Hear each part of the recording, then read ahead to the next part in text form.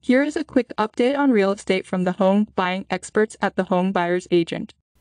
Hello, I'm John Boyd, the broker at the Home Buyer's Agent here in Michigan. It's spring of 2023 and there are a whole lot of home buyers who will be impacted by a new set of loan level pricing adjustments that are hitting the mortgage market right now.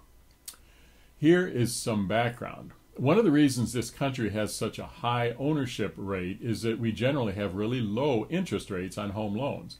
A big reason for that is the standardization of loans by some giant pseudo-government entities, primarily Fannie Mae and Freddie Mac. About 80% of home loans meet these standard guidelines, and it allows for easy interchange of loans by big institutional investors. Loans that conform to these standards are referred to as conforming loans. Again, this is about 80% of home loans. As you probably know, not everyone gets the same interest rate when they purchase a home. That is because of the loan level pricing adjustments.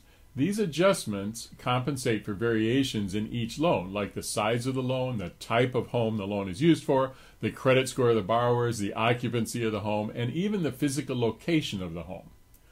This standardization is normally great. However, when this group changes its standards every few years, it impacts a lot of home buyers. The loan level pricing adjustment changes for 2023 are quite significant. Here are 4 examples of negative impacts. First, pricing will now be impacted by a buyer's total debt to income ratio. If a buyer's monthly debt payment is above 40% of their income, they will face a pricing hit. There's a lot of concern that this will lead to additional difficulties in getting loans through underwriting because it is a whole new measurement. Second, for the last 30 years or so, if a buyer's credit score was above 740, they basically had access to the best pricing. The vast majority of the buyers in our office have had scores above 740. Now a buyer needs to have a 780 or above to get the best pricing level. Third, refinancing will reportedly be more expensive than a purchase loan.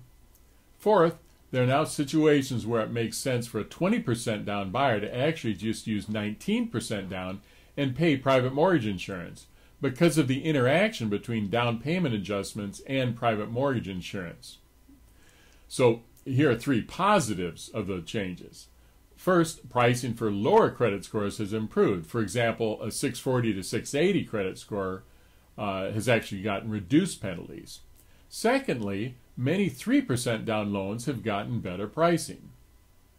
And then third, there are now situations where the buyers have qualifying incomes equal to or less than 100% of the area average will not be subject to these new adjustments.